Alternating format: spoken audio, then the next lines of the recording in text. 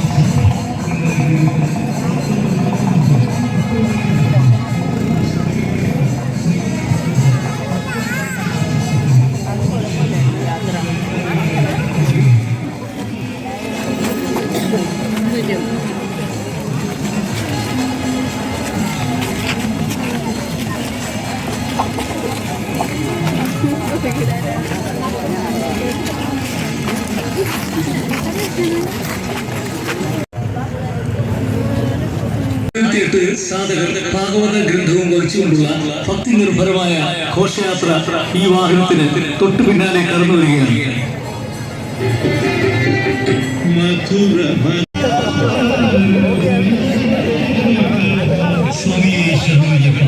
മുഖത്തല ശ്രീകൃഷ്ണസ്വാമി ക്ഷേത്രത്തിൽ നിന്നും ആരംഭിച്ച വിഗ്രഹ ഘോഷ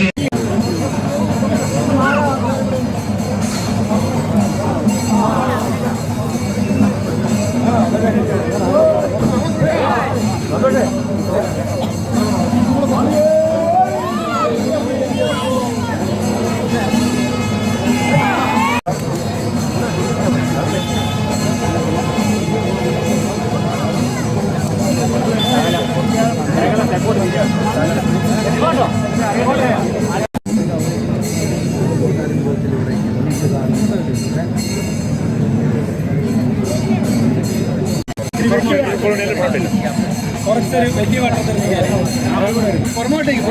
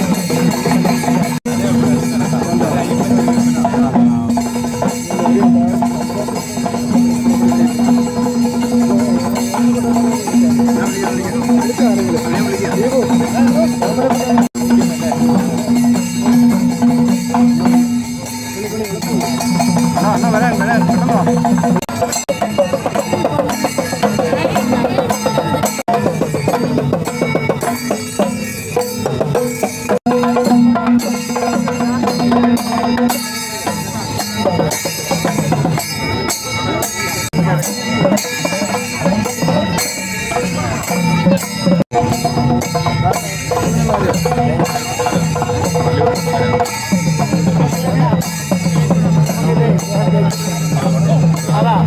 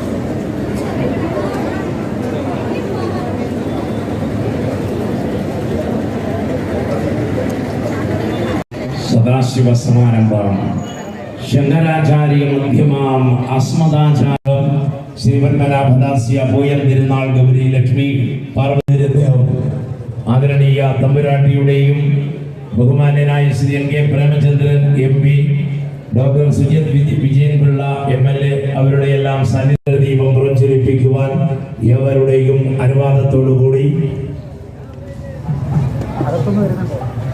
തമ്പുരാട്ടിയെ ക്ഷണിക്കും.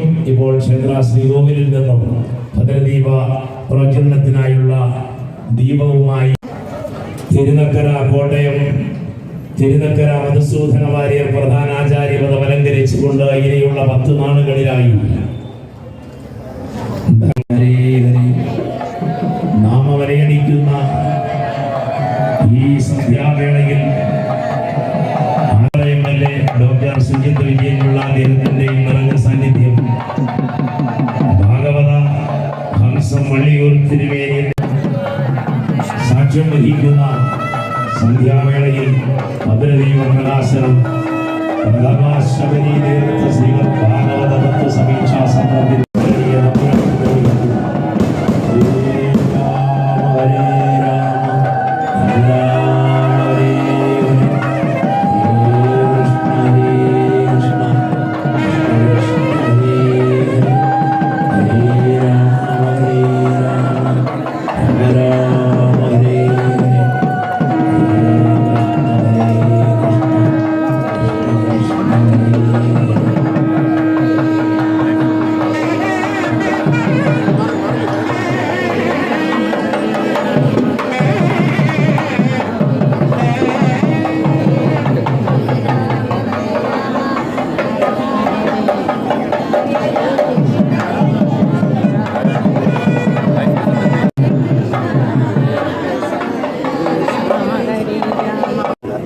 ദിവസങ്ങളിലായി 50ഓളം വരുന്ന എത്തിച്ചേർന്നിട്ടുള്ളത്. അതിനെ ചെയ്ത് അങ്ങനെയാണ് തുടങ്ങുന്നത്. പക്ഷെ ഇങ്ങനെ ഒരു അവസരത്തിൽ എല്ലാവരും വിശിഷ്ട വ്യക്തികളാണ്, എല്ലാവരും ഭഗവാന്റെ ഭക്തജനങ്ങളാണ്. അപ്പോൾ പ്രത്യേകിച്ച് ആരെയും എടുത്തു പറയേണ്ട ആവശ്യമില്ല. ഭഗവാന്റെ വാത്സല്യത്തിന് പാത്രമായ എല്ലാ ഭക്തജനങ്ങൾക്കും എൻ്റെ നമസ്കാരം.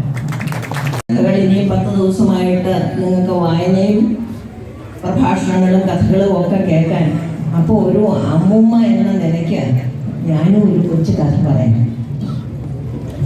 നാളെ ഞങ്ങൾക്ക് നവരാത്രിയുടെ മുന്നോടിയായിട്ട് പത്മനാഭപുരത്ത് നിന്ന് ദേവിയെ എഴുന്നള്ളിക്കുന്ന ദിവസമാണ്. ആ പുണ്യമുഹൂർത്തത്തിന് വേണ്ടി ഒരു കൊല്ലം നമ്മൾ ആഗ്രഹത്തോടെ കാത്തിരിക്കുകയാണ്. ആ കഥയൊന്നും പറയാം. ബാക്കി കഥകളൊക്കെ നിങ്ങൾ കേൾക്കാൻ പോകും. ചോളരാജാവിൻ്റെ മകള്, ആ കുട്ടിയുടെ പേര് ചോളകുലവല്ലി. അവരുമായിട്ട് അല്പം ഒരു നമുക്കൊന്നും സ്നേഹബന്ധമൊന്നും പറയാനില്ല. അങ്ങോട്ടും ഇങ്ങോട്ടൊന്നും നോക്കിയതേ ഉള്ളൂ. അപ്പോഴത്തേക്ക് ചോളരാജാവ് കമ്പനി അവിടെ നിന്ന് പറഞ്ഞു വിട്ടു. ഇനി ഇത് കൂടുതലാവണ്ട എന്ന് പറഞ്ഞു വിട്ടു. അപ്പൊ കമ്പനി ഇങ്ങനെ നാടായ നാട് മുഴുവൻ ദേശാടനം നടത്തിക്കൊണ്ടിരുന്ന ഒരാളായിരുന്നു. അപ്പൊ അദ്ദേഹത്തിന് ഒരു ഭഗവതിയുടെ വിഗ്രഹമുണ്ട്. ആ വിഗ്രഹം ഒരു തുണി സഞ്ചിയിൽ തോളിൽ കൂടെ ഇട്ടുകൊണ്ട് ഇവിടെയാ കാലത്തെ കണ്ണുറന്ന് കുളിച്ച് ഒരു വിളക്ക് കത്തിച്ച് വെച്ച് ആ ദേവിയെ സാക്ഷിയായിട്ടാണ് കമ്പരാമായണം എഴുതിയത്.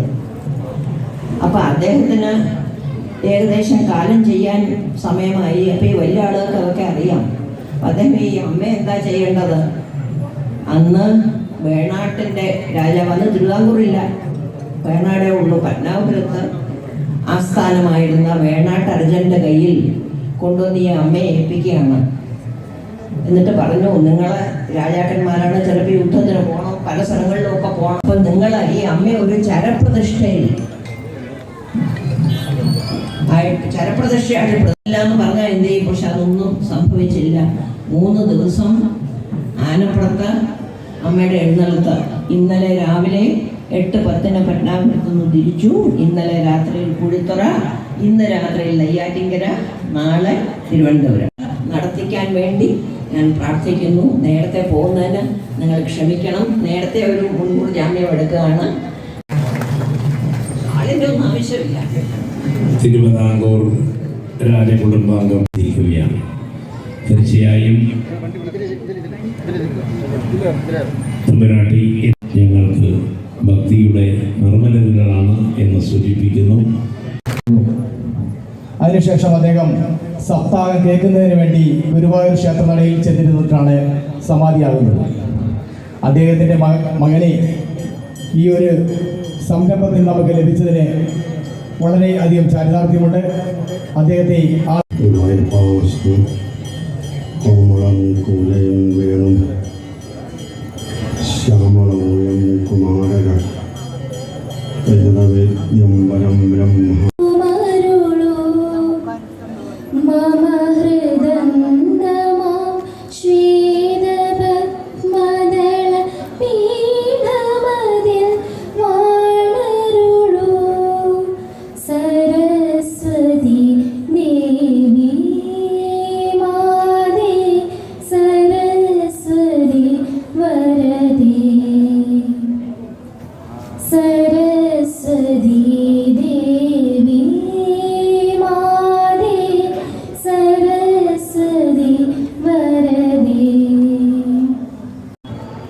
അതുകൊണ്ട് ഞാനും ഒരു ദീർഘമായ സംസാരത്തിന് ഈ അവസരം മുതിരുന്നില്ല. മാത്രവുമല്ല, വരുന്ന 9 ദിവസങ്ങളിൽ